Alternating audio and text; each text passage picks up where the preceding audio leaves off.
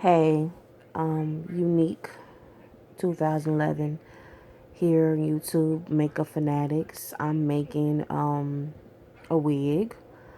I don't have that much space on my phone, but if you have a big head, there's things you need to know about making wigs, as far as choosing the right cap that fits your head.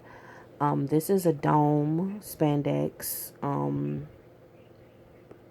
cap, and there's variety difference of caps. There's the glueless full lace caps.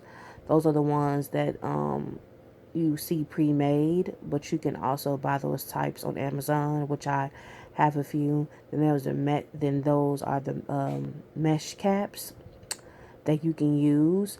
But the trick to making a wig, because people think it's the mannequin head, size of the head, as far as what you use, but really it's the sewing that creates whether or not the wig will fit your head or not.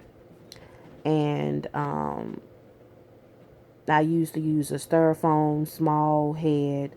Then I purchased a canvas that's like a couple of inches bigger than my own head.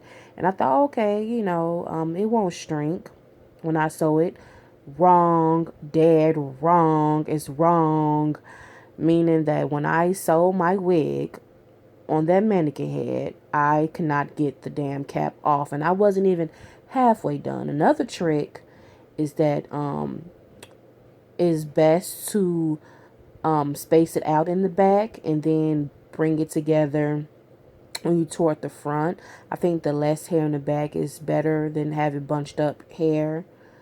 Yeah, part two is coming up next.